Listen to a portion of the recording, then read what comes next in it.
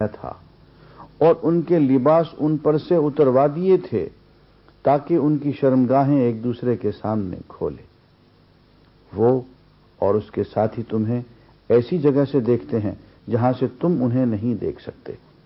ان شیاطین کو ہم نے ان لوگوں کا سرپرست بنا دیا ہے جو ایمان نہیں لاتے۔ یہاں اگر شیطان کی جگہ میں لفظ مغربی تہذیب استعمال کر دوں تو میرے خیال میں کچھ زیادہ غلط نہیں ہوگا۔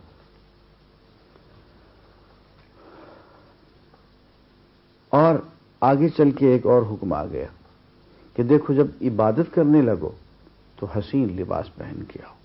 خذوا زینتکم عند کل مسجد، ہر عبادت کے موقع پہ، سجدے کے موقع پہ اپنی زینت اختیار کیا کرو، بن سنور کے آیا کرو جیسے کوئی محبوب کے سامنے بن سنور کے آتا ہے۔ یہاں سے ایک فقہی مسئلہ عرض کر دیا جائے کہ ایسا لباس جس کے پہننے سے ہمیں عام لوگوں کے سامنے آر محسوس ہو، دھوتی اور بنیان پہن کے جیسے ہم باہر جانا پسند نہیں کرتے، تو ایسے لباس میں بے شک تنہا گھر میں کھڑے ہو کے نماز پڑھنا بھی مکروہ ہوگا۔ جو شرم ہم اللہ کے بندوں سے کرتے ہیں وہی شرم اس سے زیادہ ہمیں خود اللہ سے بھی کرنی چاہیے۔ تو ایسا نہ ہو کہ سڑے ہوئے بدبودار کپڑے، میلے کچیلے گندے پہن کے ہم نماز کے لیے کھڑے ہو جائیں، اس سے نماز مکروہ ہو جائے گی۔ فرمائے خذوا زینتکم عند کل مسجد، ہر عبادت کے موقع پہ زینت اختیار کر کے آیا کرو، بن سنور کے آیا کرو۔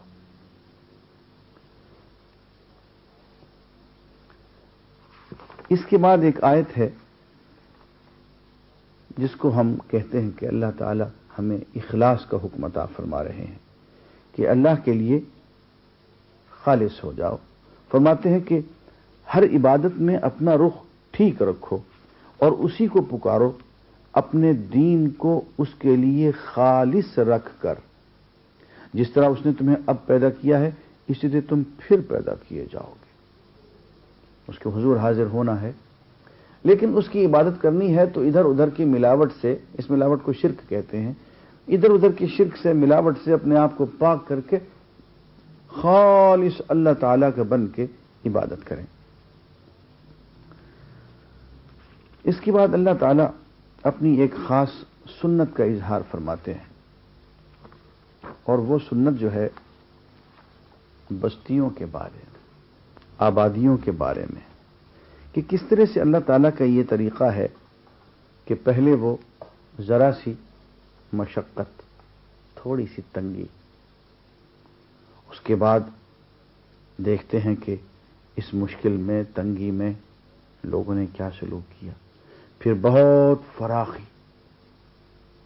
کشائش، ڈھیل، اور اس کے بعد اچانک گرفت،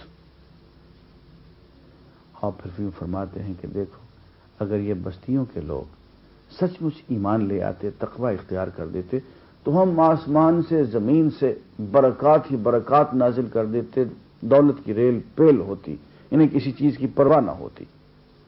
اور بستیوں کے لوگوں کو کہا جو عام طور پہ غریب ہوتے ہیں۔ دیکھیے میں آیت تلاوت کرتا ہوں، ذرا غور سے سنیے، ترجمہ پڑھتا ہوں۔ کبھی ایسا نہیں ہوا کہ ہم نے کسی بستی میں نبی بھیجا ہو اور اس بستی کے لوگوں کو پہلے تنگی اور سختی میں مبتلا نہ کیا ہو، اس خیال سے کہ شاید وہ عاجزی پر اتر آئیں۔ پھر ہم نے ان کی بدحالی کو خوشحالی سے بدل دیا، یہاں تک کہ وہ خوب پھلے پھولے اور کہنے لگے کہ ہمارے اسلاف پر بھی اچھے اور برے دن آتے ہی رہے ہیں۔ یعنی یہ تنگی کا آ جانا، غربت کا آ جانا، پھر دولت کا آ جانا، کشائش کا حاصل ہو جانا، فراخی کا، یہ تو روٹین کی باتیں ہیں، جیسے ہم پہ ہیں ایسے ہمارے باپ دادا پہ بھی آتی تھی، اس میں کسی مدبر کا اور کسی اللہ تعالیٰ کی تدبیر کا کوئی دخل نہیں ہے۔ تو پھر کیا ہوتا ہے جی؟ آخرکار ہم نے انہیں اچانک پکڑ لیا اور انہیں خبر تک نہ ہوئی۔ اگر بستیوں کے لوگ ایمان لاتے اور تقوی کی روش اختیار کرتے تو ہم ان پر آسمان اور زمین سے برکتوں کے دروازے کھول دیتے، مگر انہوں نے تو جھٹلایا، لہذا ہم نے اس بری کمائی کے حساب میں انہیں پکڑ لیا جو وہ سمیٹ رہے تھے۔ پھر اور ناظرین، آیات کا جو زیر و بم ہے عربی زبان میں، اور جو زور ہے وہ اردو میں تو نہیں آ سکتا، یہ ہماری بدقسمتی ہے۔ لیکن ذرا غور فرمائیے کہ اللہ تعالیٰ کس طرح سے ہمیں جھنجھوڑتے ہیں اور متنبہ کرتے ہیں۔ ارشاد ہے، پھر کیا بستیوں کے لوگ اب اس سے بے خوف ہو گئے ہیں؟ یہاں بستی سے مراد آبادی ہوگی، یعنی سب لوگ۔ پھر کیا بستیوں کے لوگ اب اس سے بے خوف ہو گئے ہیں کہ ہماری گرفت کبھی اچانک ان پر رات کے وقت نہ آ جائے گی جبکہ وہ سوتے پڑے ہوں؟ یا انہیں اطمینان ہو گیا ہے کہ ہمارا مضبوط ہاتھ کبھی یکایک ان پر دن کے وقت نہ پڑے گا جبکہ وہ کھیل رہے ہوں؟ کیا یہ لوگ اللہ کی چال سے بے خوف ہیں؟ حالانکہ اللہ کی چال سے وہی قوم بے خوف ہوتی ہے جو تباہ ہونے والی ہو۔ اس کی تشریح کرتے ہو تو مجھے ڈر لگتا ہے، میں آگے بڑھتا ہوں۔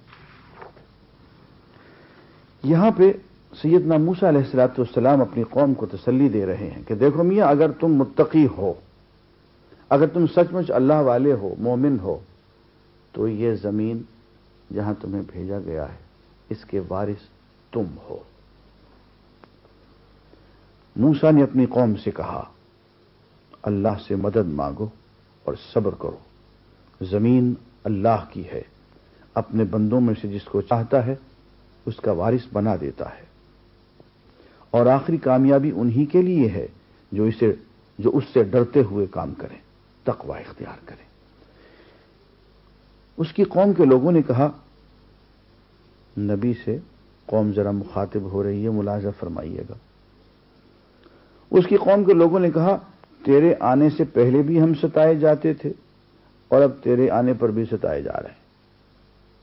تو اس نے جواب دیا، موسیٰ علیہ السلام نے، قریب ہے وہ وقت کہ تمہارا رب تمہارے دشمن کو ہلاک کر دے اور تم کو زمین میں خلیفہ بنائے، اور پھر دیکھے کہ تم کیسے عمل کرتے ہو۔ فرعون کی شکایت کرتے ہو کہ فرعون نے ہمارے بیٹوں کو ذبح کیا، ہماری بچیوں کو زندہ رکھا۔ فرعون نے اپنی بادشاہت سے ناجائز فائدہ اٹھایا۔ لو، فرعون کی ہلاکت کا وقت آیا چاہتا ہے، وہ تو ہلاک ہو جائے گا، اس کے بعد تمہیں خلافت عرضی ملے گی، مگر یہ مت سمجھنا کہ یہ خلافت عرضی، یہ حکومت، یہ وزارت، یہ امارت، یہ داد عیش دینے کے لیے ہے، بلکہ اللہ تعالیٰ اس حکومت کے ذریعے سے تمہیں بھی دیکھے گا کہ حکومت سنبھالنے کے بعد تم کیسے عمل کرتے ہو، اور مت بھولنا کہ حکومت کی یہ فرصت، مہلت بہت قلیل ہوتی ہے۔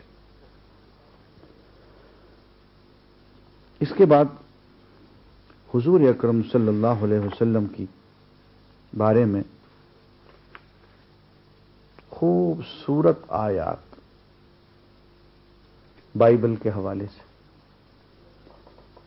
کہ یہ نبی امی محمد صلی اللہ علیہ وسلم ہمارے ماں باپ اور ہماری جانیں آپ کے نام پہ قربان ہوں۔ فرماتے ہیں کہ ان کا ذکر تو توریت میں بھی ہے اور انجیل میں بھی ہے۔ اگر تم نے کبھی غور سے اپنی کتابوں کو، سابقہ دینی کتابوں کو پڑھا ہوتا تو محمد الرسول اللہ صلی اللہ علیہ وسلم کو پہچاننے میں تمہیں کچھ دیر نہ لگتی۔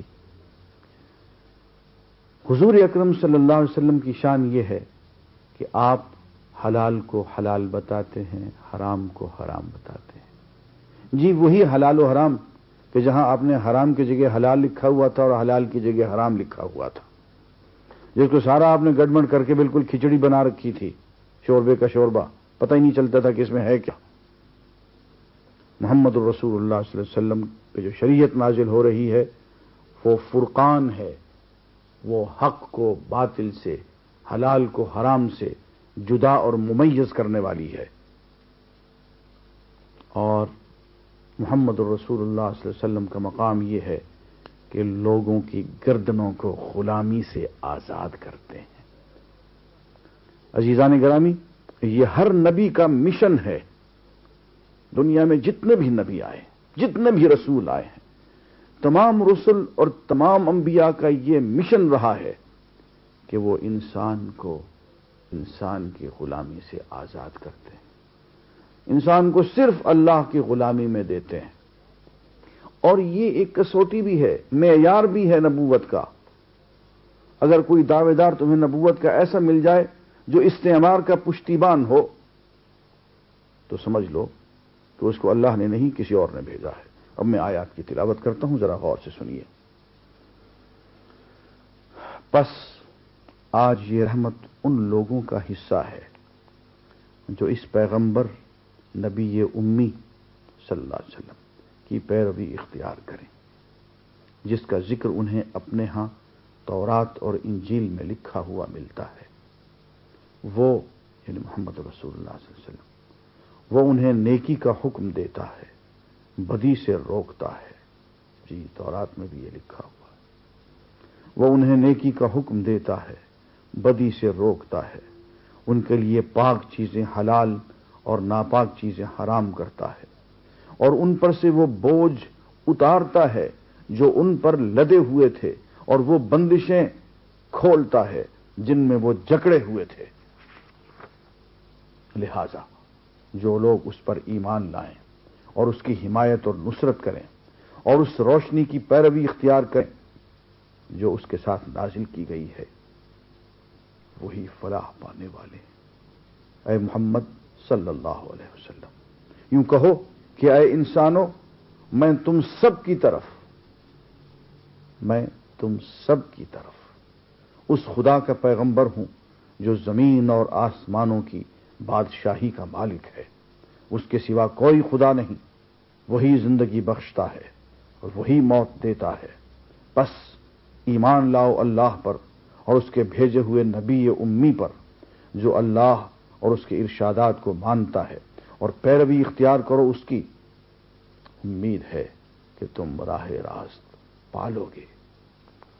آخر میں یہ بات بھی کہی گئی کہ حضور اکرم صلی اللہ علیہ وسلم سابقہ انبیاء کی طرح کسی خاص قوم کی طرف، کسی خاص علاقے کی طرف اور کسی خاص محدود وقت کے لیے نبی نہیں تھے، بلکہ یوں فرمایا کہ ایھا الناس قل یا ایھا الناس انی رسول اللہ الیکم جمیعا، کہ اے لوگوں، میں اللہ کا رسول ہوں تم سب کی طرف سے، for all times to come, for every man born in this world, anywhere ویئر، ہر انسان کے لیے، خواہ کہیں بھی اور جب بھی وہ پیدا ہو، محمد الرسول اللہ یونیورسلی اس کے لیے رسول ہیں۔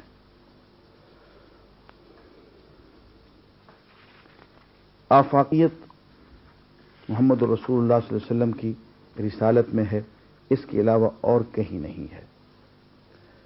ناظرین، اب میں ایک اہم واقعہ بیان کرتا ہوں جو سورہ اعراف میں آیا ہے، اور یہ واقعہ ہے اصحاب سبت کا، سنیچر والے لوگوں کا۔ بنی اسرائیل، یہ بنی اسرائیل سے ہی متعلق ہے۔ ایک بستی میں کچھ لوگ تھے، انہیں یوں کہا گیا کہ تم ہفتے میں 6 دن شکار کرو، لیکن دیکھو ایک دن تمہیں چھٹی کرنی، عبادت کرو اور کام کرو، میاں کچھ نہیں، تم بیوی بچوں کے پاس بیٹھو، محبت کی باتیں کرو۔ اس دن شکار پہ نہیں جاؤ گے۔ کس دن؟ یوم سبت نہیں۔ اب انسان میں لالچ ہو تو وہ رہا نہیں جاتا، تو انہوں نے یوں کیا کہ انہوں نے کہا اچھا بھائی، وہ شکار کسی ہیلے بہانے سے وہ کرتے رہے۔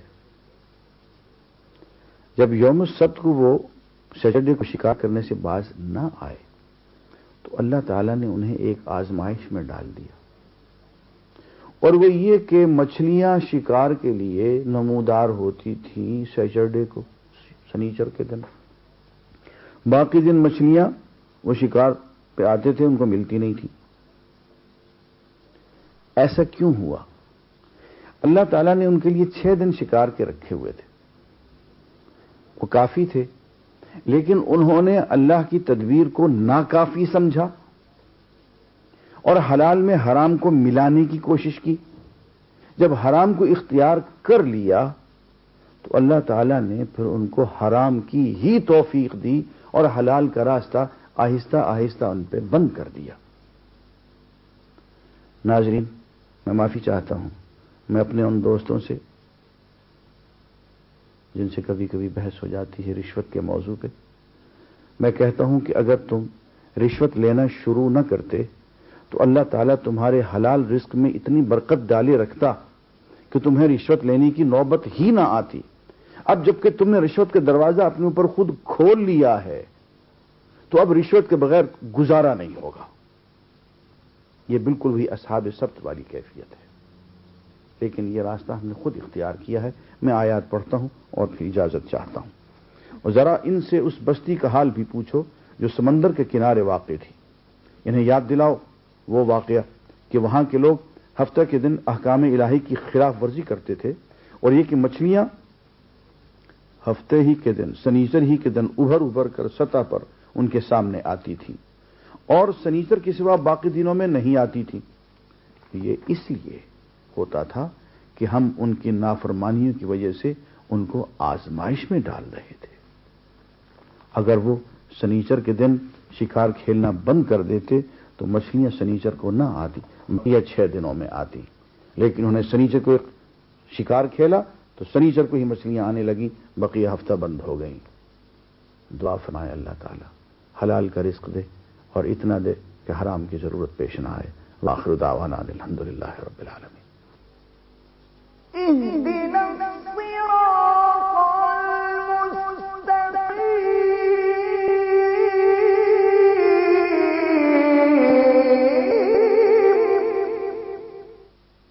الحمدللہ رب العالمین والصلاة والسلام علی رسولہ الکریم محمد وعلی آلہ واصحابہ اجمعین۔ ہم آج سورہ الاعراف کا آخری حصہ اور سورہ الانفال کا ابتدائی حصہ مطالعہ کریں گے۔ قرآن مجید میں ایک مثال دی گئی ہے اس شخص کی کہ اللہ تعالی نے چاہا کہ وہ شخص بلندی اختیار کرے اللہ کے کلام کے ذریعے، اللہ کی تعلیمات کے ذریعے، لیکن وہ شخص اللہ تعالیٰ کی تعلیمات سے، پابندیوں سے نکل بھاگا۔ فرماتے ہیں کہ ہم چاہتے تھے کہ وہ اللہ کے کلام کے ذریعے بلندیاں حاصل کرے، لیکن وہ تو زمین پہ ہی لیٹ گیا۔ اس کی مثال ایسی ہے جیسے کہ ایک ہانپتا ہوا کتا، اس پہ بوجھ ڈالو تو بھی زبان نکال کے ہانپے، اور اس پہ بوجھ نہ ڈالو تو بھی ہانپتا رہے۔ اس کی ہانپنے کی کیفیت کو ایک سمبولک کنڈیشن کے طور پہ، جیسے ایک لالچی، ہرس اور شہوت زدہ جانور ہوتا ہے، اس کیفیت سے سمبولیکلی ڈپکٹ کیا ہے۔ میں آیت کا ترجمہ پڑھتا ہوں۔ اے محمد صلی اللہ علیہ وسلم، ان کے سامنے اس شخص کا حال بیان کرو جس کو ہم نے اپنی آیات کا علم عطا کیا تھا، مگر وہ ان کی پابندی سے نکل بھاگا۔ آخرکار شیطان اس کے پیچھے پڑ گیا، یہاں تک کہ وہ بھٹکنے والوں میں شامل ہو کر رہا۔ اگر ہم چاہتے تو اسے ان آیتوں کے ذریعے سے بلندی عطا کرتے۔ مطلب یہ کہ ہم چاہتے تو یہی تھے کہ وہ قرآن مجید کی ان آیتوں کو مزید پڑھتا، سمجھتا، جانتا، مانتا، ان پہ عمل کرتا اور بلندیاں حاصل کرتا چلا جاتا، مگر وہ تو زمین ہی کی طرف جھک کر رہ گیا اور اپنی خواہش نفس ہی کے پیچھے پڑا رہا۔ لہذا اس کی حالت کتے کی سی ہو گئی کہ تم اس پر بوجھ لا دو تب بھی زبان لٹکائے رہے، اور اسے چھوڑ دو تب بھی زبان لٹکائے رہے۔ یہی مثال ہے ان لوگوں کی جو ہماری آیات کو جھٹلاتے ہیں۔ تم یہ حکایات ان کو سناتے رہو، شاید کہ یہ کچھ غور و فکر کریں۔ بڑی ہی بری مثال ہے ایسے لوگوں کی جنہوں نے ہماری آیات کو جھٹلایا اور وہ اپنے آپ ہی اوپر ظلم کرتے رہے ہیں۔ جسے اللہ تعالی ہدایت بخشے بس وہی راہ راست پاتا ہے، اور جس کو اللہ اپنی رہنمائی سے محروم کر دے وہی ناکام و نامراد ہو کر رہتا ہے۔ اور یہ حقیقت ہے کہ بہت سے جن اور انسان ایسے ہیں جن کو ہم نے جہنم ہی کے لیے پیدا کیا ہے۔ یہ اصل میں ایسا جملہ ہے جو بہت دکھ کے عالم میں کہا، جیسے کہ ایک ماں اپنے بیٹے پر ماتم کرتے ہوئے کہتی ہے کہ میں نے تو تجھے اسی لیے ہی پیدا کیا تھا کہ آج ڈوب کے مر جائے۔ ماں یہ چاہتی نہیں ہے کہ وہ ڈوب کے مر جائے، لیکن بہت غم و اندوہ کے عالم میں وہ یوں کہتی ہے کہ کیا میں نے تجھے اسی لیے کیا تھا کہ آج تو اس پانی میں ڈوب کے مر جاتا۔ تو بالکل اسی غم کی کیفیت ہے کہ ہم نے جہنم ہی کے لیے انہیں پیدا کیا تھا۔ ان کے پاس دل ہیں مگر وہ ان سے سوچتے نہیں، ان کے پاس آنکھیں ہیں مگر وہ ان سے دیکھتے نہیں، ان کے پاس ہیں مگر وہ ان سے سنتے نہیں۔ وہ جانوروں کی طرح ہیں بلکہ ان سے بھی زیادہ گئے گزرے۔ یہ وہ لوگ ہیں جو غفلت میں کھوئے گئے ہیں۔ ناظرین، قرآن مجید کا انداز اس قدر تڑپا دینے والا ہے کہ وہ لوگ جو غور و فکر، تدبر اور تذکر سے کام نہیں لیتے ہیں، ان کا سننا ایسا ہی ہے جیسے کہ جانور سڑک پہ کھڑا ہو، زور سے آپ ہارن دیتے رہیں اور وہ اپنے مزے سے سڑک کے آگے آگے چلتا چلا جاتا ہے، سنتا نہیں ہے۔ فرمایا کہ ان کے کان ہیں سنتے نہیں ہیں، آنکھیں ہیں مگر کھول کے دیکھتے نہیں ہیں۔ قرآن مجید کی آیت اسی لیے بھیجی گئی ہیں کہ انسان انہیں کھول کر دیکھے اور پڑھے۔ آگے توحید کے موضوع پہ چند ایسی آیات آ رہی ہیں کہ سچی بات یہ ہے کہ انسان جب انہیں پڑھے تو کانپ اٹھتا ہے۔ میرا جی چاہتا ہے کہ ان کا الگ الگ لفظی و حرفی ترجمہ آپ کے سامنے کروں۔ یہ سورہ الاعراف کی نمبر 188 ہے اور اس سے میں آگے تک پڑھوں گا۔ ارشاد گرامی ہے، قل لا املک لنفسی نفعا ولا ضرا الا ما شاء اللہ۔ قل، اے نبی ان کو بتا دیجئے، لا املک، میں مالک نہیں ہوں، میں اختیار نہیں رکھتا ہوں، لنفسی، اپنی جان کے لیے، نفعا، نفع کا، ولا ضرا، نہ نقصان کا، میں اپنی جان کے نفع و نقصان کا مالک نہیں ہوں، الا ما شاء اللہ، وہ جو اللہ چاہے۔ ولو کنت اعلم الغیب، اور اگر میں غیب جانتا، لاستکثرت من الخیر، تو میں خیر ہی خیر زیادہ اکٹھا کر لیتا، وما مسنی السوء، مجھے کوئی تکلیف نہ پہنچتی، ان انا الا نذیر و بشیر، میں تو صرف ڈرانے والا ہوں اور خوشخبری دینے والا ہوں، لقوم یؤمنون، اس قوم کو جو ایمان لے آئے۔ رواں ترجمہ اس کا یوں ہوا کہ اے محمد صلی اللہ علیہ وسلم، ان سے کہو کہ میں اپنی ذات کے لیے کسی نفع اور نقصان کا اختیار نہیں رکھتا، اللہ ہی جو کچھ چاہتا ہے وہ ہوتا ہے، اور اگر مجھے غیب کا علم ہوتا تو میں بہت سے فائدے اپنے لیے حاصل کر لیتا اور مجھے کبھی کوئی نقصان نہ پہنچا، میں تو محض ایک خبردار کرنے والا اور خوشخبری سنانے والا ہوں ان لوگوں کے لیے جو میری بات مانے۔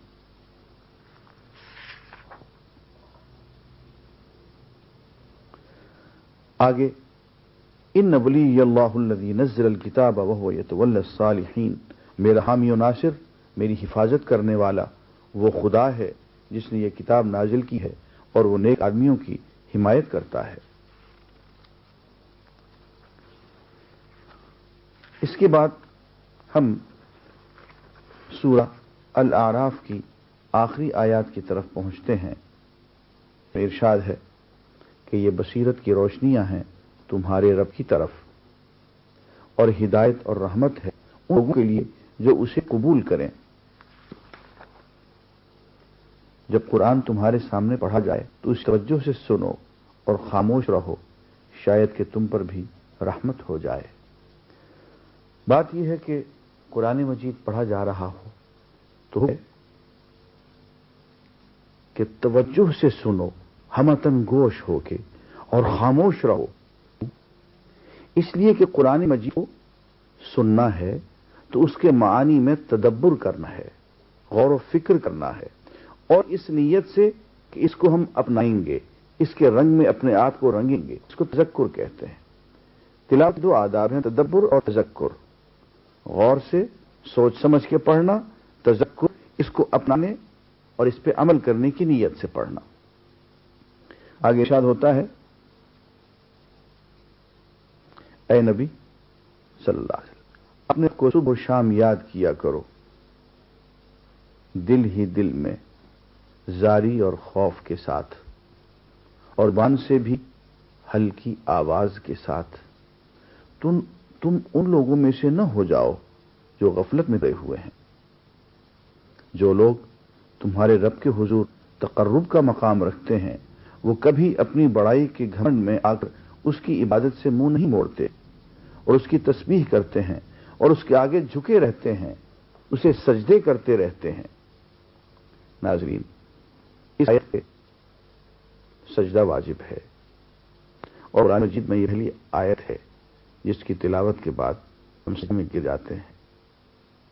صحیح مسلم کی ایک روایت ہے کہ شیطان جب یہ دیکھتا ہے کہ اللہ کا ایک بندہ، ایک انسان قرآن مجید پڑھتا ہے، تلاوت کرتا ہے اور سجدے میں گر جاتا ہے، اسے بہت حسرت ہوتی ہے، افسوس ہوتی ہے، وہ آہ و بکا کرتا ہے کہ یہ وہی سجدہ ہے جس سے انکار کی وجہ سے وہ مردود اور رجیم ٹھہرا، اور یہ سجدہ ہے جس کی وجہ سے انسان بلندی پہ بلندی حاصل کرتا چلا جا رہا ہے۔ ناظرین، ہم اس کے بعد سورہ الانفال شروع کرتے ہیں۔ انفال کے لفظی معنی غنیمت ہیں۔ یہاں میں ایک اصولی بات آپ کی خدمت میں عرض کر دوں، مسلمان غیر مسلموں کا مال دو طرح سے لے سکتے ہیں۔ ایک تو اس شکل میں کہ جنگ ہو تو مال غنیمت انہیں حاصل ہو، انہیں جو کچھ میدان جنگ سے ملے وہ غنیمت کہلاتا ہے۔ اس کے مسائل جو ہیں سورہ انفال میں بیان ہے۔ ایک شکل یہ ہوتی ہے کہ جنگ نہ ہو، بغیر جنگ کے غیر مسلمین کا مال، املاک، اوقاف مسلمانوں کے ہاتھ آ جائیں۔ مثلا غیر مسلمین علاقہ چھوڑ کے چلے جائیں اور ان کی جائیدادیں مسلمانوں کے قبضے میں آ جائیں، جیسا کہ مدینہ منورہ میں یہودی قبیلہ بنو نذیر، یہودی قبیلہ بنو قینقاع، یہودی قبیلہ بنو قریظہ، یہ لوگ مدینہ منورہ چھوڑ کر چلے گئے اور خیبر میں جا کے آباد ہو گئے۔ اب ان کی جتنی املاک تھیں یا ان کی اوقاف تھیں وہ ساری کی ساری مسلمانوں کے پاس آئیں۔ ان کو اموال فے کہا جاتا ہے۔ اس کی مثال سورۃ الحشر میں بیان کی جاتی ہے۔ اموال فے مسلمانوں کا حق ہے، اسلامی ریاست کا حق ہے۔ اگر غیر مسلمین اس کو چھوڑ کے جائیں تو غیر مسلمین کا اس میں کوئی حق نہیں رہتا ہے۔ قرآن مجید میں سورہ الحشر میں واضح طور پر لکھا ہوا ہے، وَمَا أَفَاءَ اللَّهُ عَلَىٰ رَسُولِهِ فَلِلَّهِ وَلِرَسُولِهِ وَلِذِي الْقُرْبَى وَالْيَتَامَى وَالْمَسَاكِينِ وَابْنِ السَّبِيلِ، کہ اللہ تعالیٰ بطور اموال فے کے جو کچھ تمہیں عطا کرے، یعنی بغیر جنگ کے جو اموال متروکہ، اوقاف متروکہ تمہارے ہاتھ آئیں، وہ اللہ کا حق ہے، اللہ کے رسول کا حق ہے، ان کے قریبی رشتہ داروں کا حق ہے، عام مسلمانوں کا، مسافرین کا، عمال حکومت کا حق ہے، اور اس میں اسلامی حکومت جیسے چاہے تصرف کر سکتی ہے۔ یہ غیر مسلموں کا حق نہیں بنتا ہے، اس بات کو اچھی طرح سے سمجھ لینا چاہیے۔ تو اس صورت میں انفال کا ذکر ہے، غنائم کا ذکر ہے، اور سورہ الحشر میں اموال فے کا ذکر ہے، اور اس کے بارے میں تفصیل سے انشاءاللہ آئندہ عرض کروں گا۔ یہاں پہ سورہ انفال میں موضوع ذکر و تلاوت سے شروع ہے۔ ارشاد گرامی ہے،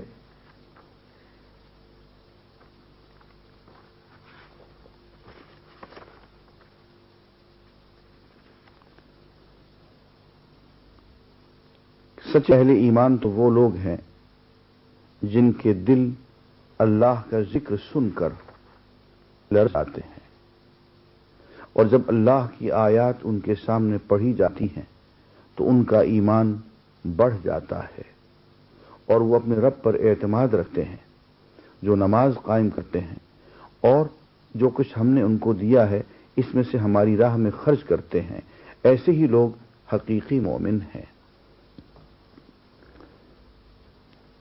ایمان کی ایک علامت یہ ہے کہ جب اللہ کا ذکر ان کے سامنے کیا جائے تو ان کے دل دہل جائیں، اور دوسرا یہ کہ وہ آہستہ آہستہ دھیرے دھیرے قرآن مجید سے ایمان حاصل کرتے چلے جاتے ہیں۔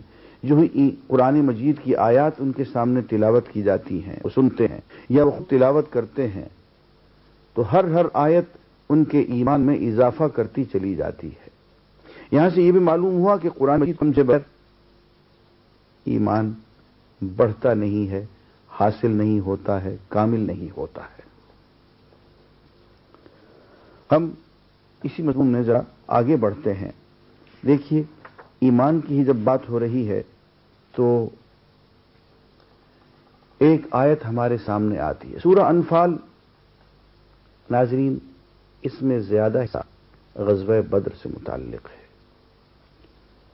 غزوہ بدر کے حالات آپ جانتے ہیں، موقع نہیں ہے کہ میں اس کی تفصیل بیان کروں، لیکن ایک بات غزوہ بدر میں ہوئی، مسلمانوں کی بے سر و سامانی، انتہائی بے سر و سامان، اور مد مقابل جو لوگ تھے 3 گنا تعداد، اسلحے میں، لوہے میں، ساز و سامان میں ڈوبے ہوئے۔ ایک بات میں یہاں عرض کرنا چاہوں گا کہ اگر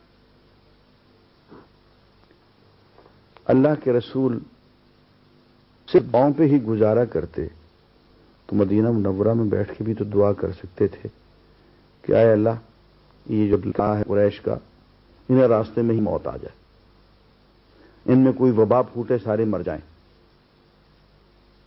لیکن اللہ کی یہ سنت نہیں ہے، اللہ کے رسول کی یہ سنت نہیں ہے۔